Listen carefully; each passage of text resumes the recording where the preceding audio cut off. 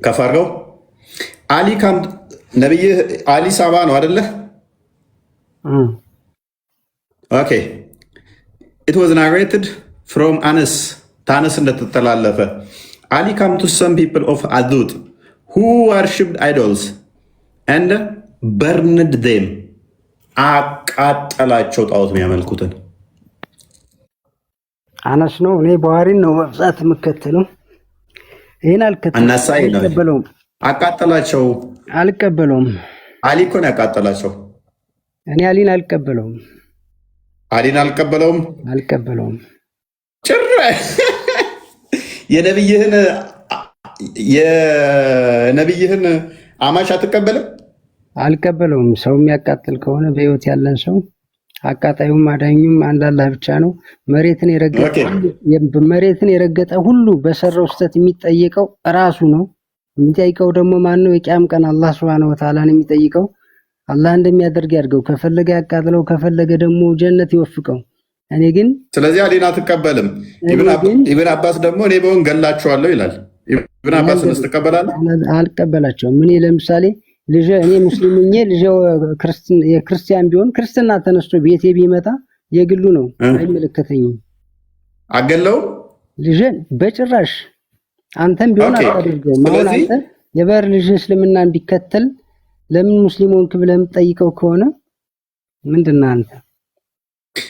እንደዚህስ ቢሆን ገና ህፃን ስትወልድ ወደፊት ካፊር ሊሆን ይችላል ብሎ የሚገል ሰውን ትቀበላለህ?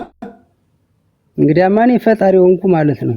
ወደፊት እንደያማ ከሆነ ቁርአን ላይ ልስታ ሱራ 18:74 አንዴ ክፈትልኝ። ክርስቲያን ገና ህፃን ልጅን የገደላለ ማለት ቁርአን ወርዶለት ነው ገምቶ ነው። ምን ያገዳደሉ እንዴት ነው? ገና ለወደፊት የሚሆነው ነገር ገና ህፃኑ ሲወለድ ወደፊት አድርጎ ቤተሰቦቹን ከእስልምና ያስወጣል ብሎ አረደው፣ ገደለው። ሶሪ ቀጥል፣ አንብቦ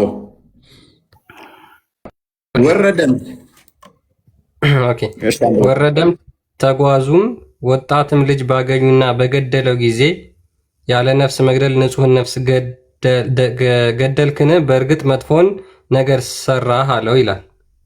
ተቀጥለው ቀጥል። አንተ ከኔ ጋር ትዕግስትን ፈጽሞ አትችልም አላልኩህምን? አለ። ከእሷም በኋላ ምንም ነገር ብትጠይቅ አትጎዳኝም፣ ከእኔ ይቅርታን መጨረሻ በእርግጥ ደርሰሃል አለው። ቲንክ ወደ 78 አካባቢ 80 ላይ ወጣቱ ልጅማ ወላጆቹ ምዕመናን ነበሩ። ቢያድግ ትዕቢትና ክህደትንም የሚያስገድዳቸው መሆኑን ፈራን። የተገደለው ገና እንግዲህ የተገደለው ዳውድ ገና ልጅ ነው። ካደገ ሲያድግ ወላጆቹን ካፊር ያደርጋቸዋል ብሎ ስለፈራ ገደለው። ለምን ትገድላለህ ንጹህ ነፍስ ተብሎ ሲጠየቅ ወደፊት አድጎ ወላጆቹን ካፊር ሊያደርጋቸው ይችላል። ትቀበላለህ? አልቀበልም። አቡ ዳውድ 47:05 ክፈተው ክርስቲያን።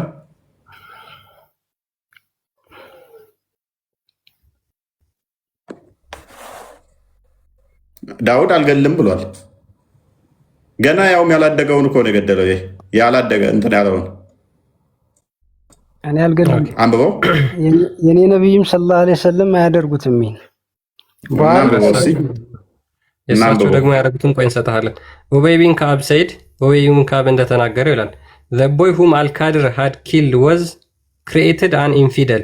አልካድር የገደለው ልጅ ሲፈጠር ጀምሮ ከሃዲ ነበር።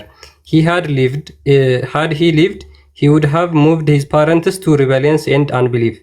ቢቆይ ኖሮ በህይወት ወላጆቹን ወደ አመጽና ክህደት ውስጥ ይመራቸው ነበር። ለዛ ተገደለ ገና በልጅነቱ። ስለዚህ ገና ህፃን ልጅን ምን አደረገው? ገደለው። ለምን? ይኸው አንድ ልጅ ከህፃናት ቀጥል እንትና ቃል ቡሃሪ ላይ ያለ ሀዲስ ነው። ይኸው በቡሃሪ በአማርኛም የታተመ ነው። የአልከድር ታሪክ ማለት ነው። ረጅም ስለሆነ ከዚህ ካቀለምኩ ጀምሬ ላንብብልህ። አንድ ልጅ ከህፃናት ጋር ይጫወታል። ኸድር የልጁን ጭንቅላት ከላይ በኩል በእጁ ፈጠፈጠው። ሙሳም እንዲህ አለ፣ ንጹህ የሆነች ነፍስ ያለ አንዳች ግድያ ወንጀል ታጠፋለህን? ከእኔ ጋር ለመጓዝ ትዕግስት አይኖርህም አልኩት አላልኩምን አላቸው አለ። ከዛ እዚህ ጋር ይመጣና እርሱም አልከድር ነቢዩ እንዲህ አሉ፣ አላህ ሙሳን ይዘለትና ቢታገስ ኖሮ ከታሪካችን ትንሽ ተጨማሪ ትምህርት በተማሪ ይልና ልጁ ፋይናሊ እንትን እንደነበረ ቤተሰቦቹን እንትን እንደሚያደርግ እንትን ያስቀምጣል ማለት ነው። እዚህ ላይ አይ ቲንክ እናንበበ ሙሳ ኸድርን ያስተናገዷቸው አልፈቀዱላቸውም። ከዚያም ሊወድቅ የተቃረበ ጊዜ ግድግዳ አገኙ። ኸድር በእጃቸው እቃውን አነሱ። ብታስገቡት ኖሮ ገንዘቡን ልታገኙ ትችላላችሁ አለ። ከዛ ቆይቱ ጋር ነበረ ህፃኑን ገደለ የሚለው ሙስሊም መሆኑ የሚናገርበት አለ። ያ ሐዲሱ ረጅም ስለሆነ ነው ሜቢ ካነበብ ነው እዚህ ውስጥ በደንብ ያስቀምጧል። ረጅም ነው በጣም እና ሙስሊም መሆኑ ማለት ነው። እኔ አውስ ግን ቁርአኑ ላይ የተገደለው ልጅ ህፃኑ ልጅ ምንም ያላጠፋ ህፃን ልጅ እንደሆነ እዚህ ጋር በግልጽ ያስቀምጥልሃል ዋናውን ኮንሴፕት። ስለዚህ ዳውት ትቀበላለህ? እኔ የተቀበልኩት ሌላ ነገር አለኝ። አላህ Subhanahu Wa Ta'ala መክሉቆችን ሲፈልቅ በአዘል ሸቅይ ገኒይና ሶብይ ብሎ ይልቃቸዋል። ለምሳሌ በወቅቱ ለነበሩት ነቢያት ያሳውቃል። ሲወለድ አጥፊ የሆነ ልጅ አላህ Subhanahu Wa Ta'ala ሸቅይ ብዬ ኸልቄዋለሁ ካለ በዛን ሰዓት ለነበረ ነብይ ያ ልጅ ሸቅይ ማለት ከተወለደ በኋላ የሚያጠፋ የማይጠቅም መሆኑን ካሳወቀ ነው። እዛ ላይ ነው እሱን ይሄን አላነበብኩትም አላቀውም። እናንተ እንዳነበብከው እንዳንተ ተረዳድና እኔ አንተ ያነበብከው እንደተረዳሁት ከሆነ አልቀበልም። ኦኬ። ስለዚህ አሊን አትቀበልም፣ ኢብኑ አባስን አትቀበልም፣ ከድርን አትቀበልም። የማንን ጨምር ደግሞ? ቀደም እኮ አልተረዳኝም እንጂ ስገባ ነግሬ ነበር። የመናገርና የማሳመን ክህሎት አድናቂ ነኝ። ግን የማይመለከታቸው ሰዎች እየገቡ ካንተ ጋር ሰጣ ፈጣ ይላሉ። እነሱ ሰዎች ስተት እየሰሩ ነው ብዬ ነግሬ ነበር። አሁንም እየተረዳኛል